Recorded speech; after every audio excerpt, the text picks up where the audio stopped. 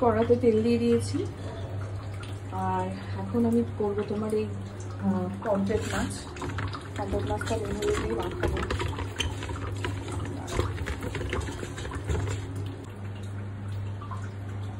বেশি মাছ একসাথে নেবো না, একটা একটা করে ভাজবো, কারণ তেল বেশি দিই না।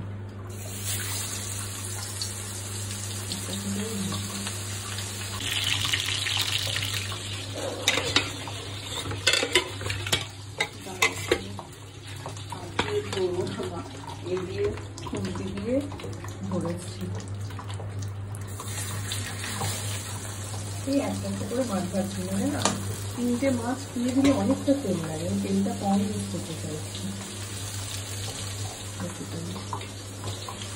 আর এখানে পেঁয়াজ লঙ্কা কুচিয়ে রেখেছি, একটু আলু কুচিয়ে রেখেছি, আলুগুলো দিয়ে দেবো। আর পেঁয়াজের এইগুলো না ওই যে একটু গাছ মতো হয়েছে, ওটা কি করবো বলতো, ওটা লাস্টে নামানোর আগে ছড়িয়ে দেবো, ওটা না সেটা টেস্ট হয় পেঁয়াজের এই তেলগুলো। আর একটু আলু রেখেছি, আর ওটা রসুন হয়ে যাবে।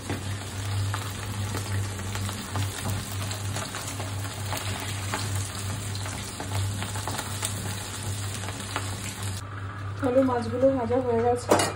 এবার আমি তোমার এই দেখো মানে বেশি না, 2 কি 3টে রসুন আর পেঁয়াজ কুচোনো, পেস্ট করি না, পেস্ট করলে না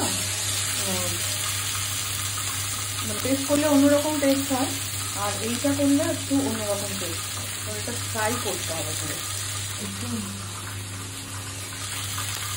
ফ্রাইড ফ্লেভার আসবে, ফ্রাই করছি। আর এই যে পেঁয়াজ থেকে যেগুলো এখন বেরোয় না একটুখানি পেঁয়াজ টাইপের বেরিয়ে গেছে পেঁয়াজ থেকে, এগুলো না আমি লাস্টে ঝোলটা নামানোর আগে দিয়ে দেবো। এগুলো অনেকে ফেলে দেয়, আমি আবার ফেলে ইউজ করে ফেলি। দেখো পেঁয়াজটা ভাজা ভাজা হোক, পেঁয়াজটা ভাজা ভাজা হলে একটু আলুটা দিয়ে দেবো। আর টমেটো কেটে রেখেছি, টমেটো আছে,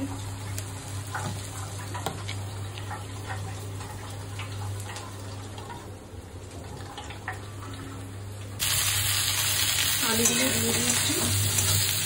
পেঁয়াজ আর আলুগুলো একসাথে জল খুব সামান্য তেল দিয়েছি, শুধু মাছ ভাজতে গেছে যেটুকু তেলের দরকার ওই কোনো তেল নেই করে, মানে এটাকেই ভাজা ভাজা করে অল্প অল্প করে। দেখো আলুগুলো একটু ভাজা ভাজা হয়ে গেছে। এবার আমি আলু পেঁয়াজটা ভাজা ভাজা হয়ে গেছে, ঠিক আছে। এবার আমি টমেটোটা দিয়ে দেবো।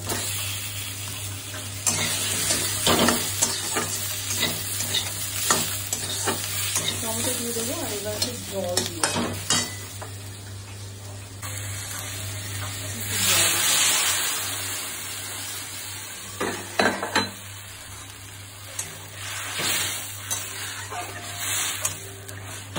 জল দিয়ে না একটু নুন হলুদ দিয়ে দেবো, নুন দিতে হবে।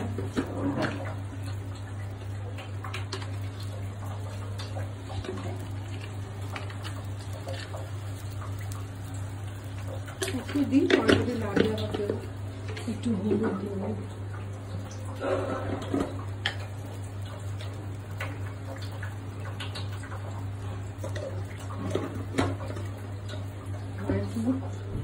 অনেকে শুকনো লঙ্কা দিতে পছন্দ করি, কেন কি এটা তো সর্ষে দিয়ে হচ্ছে না, তো শুকনো লঙ্কাটা দিলে কি হবে, একটু শুকনো লঙ্কা গুঁড়ো দিলে না তোমার একটা সুন্দর স্মেল আসে। ওই পমফ্রেট মাছের যে একটা স্মেল থাকে না, সামুদ্রিক মাছের, ওটা কেটে যায়। তো এই দেওয়া হয়ে গেল। আর এবার আলুটা সেদ্ধ হলে মাছটা দিয়ে দেবো। দেখো আলুটা হয়ে গেছে সেদ্ধ। এবার আমি কি করবো বলো তো, মাছগুলো এক এক করে দিয়ে দেবো, দিয়ে একটু ফোটাবো। মাছগুলো একটা করে দিয়ে দেবো। ঝোলটা না তোমার এতটা ঝোল তো লাগবে না, ঝোলটা কামাতে হবে।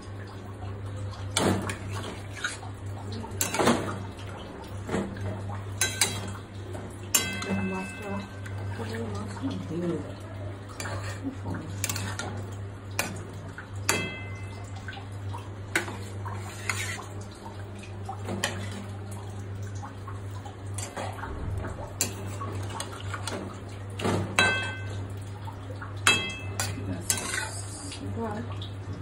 এটা টানবে, ঠিক আছে, আর ওটা আরেকটু সেদ্ধ হবে, টানবে। আর আমি ওই যেটা ম্যাজিক সবার এখন এই যে ধনে পাতাটা ছড়িয়ে দিলাম, ধনে পাতাটা ছড়িয়ে দিলাম।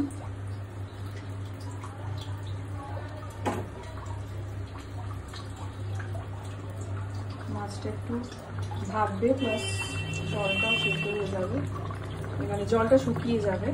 আর ওই যে পেঁয়াজের ওগুলো আছে ওগুলো একটু একটু করে ছড়িয়ে দেবে, এগুলো একটা ফ্লেভার অ্যাড করে।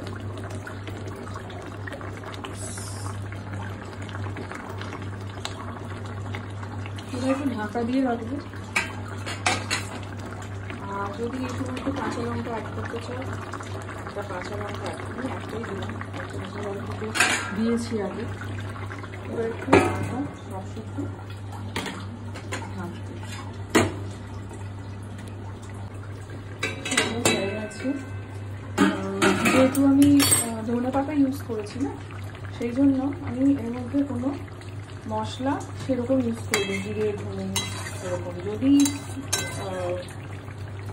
না ইউজ করতাম ধনে পাতা তাহলে হয়তো করতাম, কিন্তু ধনে পাতার ফ্লেভারটা ইনট্যাক্ট থাকে যদি আদার্স কোনো মশলা ইউজ না করা হয়। তো আমি এইভাবে পার্সোনালি করি, তোমরা কে কে করো, কীভাবে পমফ্রেট মাছ আমাকে জানাবে। এইটা আমি মাঝে মাঝে করি, আবার ধরো সর্ষে পোস্ত আছে, সর্ষে আছে, পমফ্রেট মাছ ভাজাও আমার খুব ভালো লাগে, এরকমভাবেও করি, আবার খুব ড্রাই করেও করি। তো এই হলো আমার আজকে পমফ্রেট মাছের রেসিপি। চলো টাটা।